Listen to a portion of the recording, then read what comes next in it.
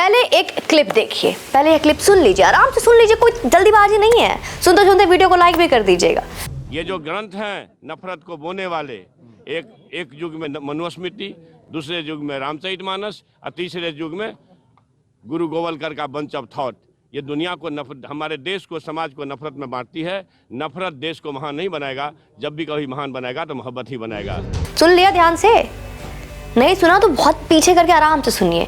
अब क्लिप में बोल रहा व्यक्ति यह क्या कह रहा है कि मनुस्मृति, रामचरितमानस और बंच ऑफ थॉट जैसी ग्रंथें सिर्फ और सिर्फ नफरत फैलाती हैं।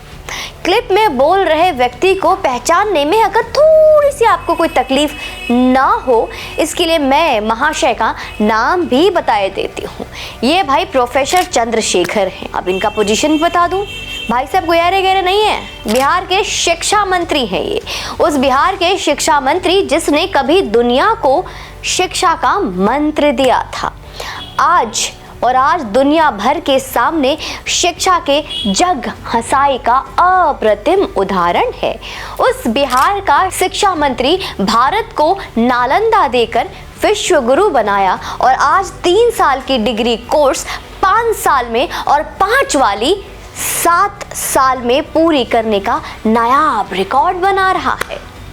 अब आप जानते हैं कि शिक्षा मंत्री ये सब बातें क्यों कर रहा है? आइए जानते हैं, क्योंकि वो तो जानता है कि अगर वो ये सब बातें क्यों कर रहा है, अच्छे से जानता है। क्योंकि अगर वो ये नहीं करेगा ना तो उससे BSCC और CGL3 में हुई धांधली पर बिहार के जो बेरोजगार, उसमें से आप लोग भी बहुत होंगे, बेरोजगार युवा सवाल करेंगे, क्वेश्चन करेंगे। बिहार के रोजगार युवा परीक्षा में हुई सेटिंग पर सवाल करेंगे। वो सवाल ये भी करेंगे कि दरोगा भर्ती परीक्षा में धांधली कैसे हुई। वो ये भी पूछेंगे कि बिहार दरोगा परीक्षा की सेटिंग में मिले माल को कहाँ एडजस्ट किया नेताजी। वो बिहार की घटिया स्कूली व्यवस्था पर भी सवाल करेंगे और वो राज्य लोकसभा आयोग की परीक्षा के नंगेपन पर भी सवाल उठाएंगे, क्योंकि उनका हक है ये। वो तो बस सवाल पर सवाल करेंगे और इन महाशय के पास खीसे निपोरने के सिवाय कोई उत्तर नहीं होगा। आज कोई सवाल का उत्तर नहीं होगा। खैर, ऊंचे नीचे का भेद दिखाकर रामचरितमानस को नफरती बताने वाले इस पढ़े लिखे जाहिल ने अगर यह पढ़ा होता, देखा होता, जाना होता, अपने बुजुर्गों से सुना होता कि श्री राम जी ने भील, शबरी से लेकर नावे केवट तक को भी ठीक वैसे ही गले लगाया जैसे वो भरत, लक्ष्मण को लगाते थे, तो इसे समझ में आ जाता कि प्रेम, सम्मान और विश्वास क्या होता है, और फिर जाकर ये प्रेम विश्वास की बात करता। इस राजनीति के प्रोफेसर ने वही बोला जो इसकी पार्टी मानती है। तभी इस शिक्षा मंत्री का इतना साहस हुआ कि उसने ना सिर्फ यही बात कही बल्कि पूरी बेशर्मी के साथ, देख रहे हैं ना आप, पूरी बेशर्मी के साथ महाशय ने उसे फेसबुक में साझा भी किया है।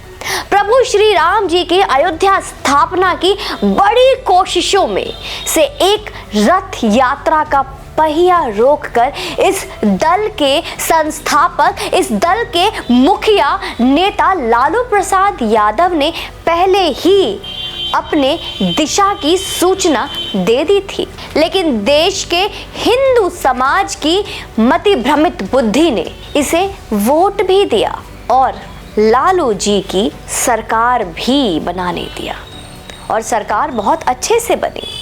कहते हैं ना बिहार में MY समीकरण, यही है ना, मुस्लिम यादव समीकरण, यही खेला होता है वहाँ।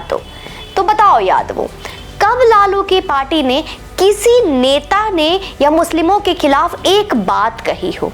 बताओ, अरे यादवों जी बताओ। और आप लोग यदुकुल के कहलाते हो, श्री कृष्ण के भक्त हो, श्री कृष्ण के कुल के कहलाते हो। कौन थे श्री कृष्ण? ज्ञात नहीं क्या? क्या त्रेता के राम द्वापर के श्री कृष्ण नहीं थे? सुन लिया अपने राम को गाली देते हुए और यदुकुल के यदुवंशी श्री कृष्ण के भक्त कहलाते हो। नजरें मिला रहे हो खुद से, है हिम्मत, जिंदा हो। अरे दुनिया का कोई हिंदू रामचरितमानस को नफरती किताब सुनकर कैसे शांत रह सकता था? लेकिन अफसोस, आप चुप थे, शांत थे। तुम हो ना शांत। कल को यही व्यक्ति कहीं सड़क पर दिख जाएगा तो जूतों की माला नहीं, बल्कि तुम फूलों की माला लेकर ऐसे बाहें फैलाकर लेकर खड़े इंतजार करते मिलोगे सड़क पर। यही सच है, यही गुलामी है जो तुम्हारे अंदर तक इतने सलीके से घुसा हुआ है कि तुम्हारी पीढ़ियां दर पीढ़ियां खप जाएंगी इसे निकालने में, पर तुम निकालोगे नहीं। और दे लेना मुझे मन भर गाली दे देना, मेरे कमेंट बॉक्स में आकर, इनबॉक्स में आकर, डीएम में आकर, फर्क नहीं पड़ता, इतना सा भी नहीं पड़ता। यकीन मानो, अधम पापी और विधर्मियों की प्रशंसा से पाप लगता है, गालियों से नहीं। यकीन मानो, इतना सा भी फर्क नहीं पड़ता।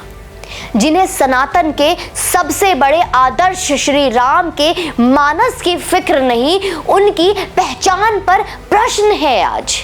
मैं जानती हूं कि इस एक बात से, सिर्फ एक बात से इस शिक्षा मंत्री की पार्टी ने अपने MY समीकरण में से M वालों को जबरदस्त खुश कर दिया। और अब इतना ही नहीं, ये खुशी इतने फूट फूट के निकल रही होगी कि अभी लाखों वोट उन्होंने अपनी झोली में जोड़ लिया। लेकिन यह भी मैं जानती हूं कि यादव वोट बैंक से एक भी वोट नहीं इधर उधर होगा।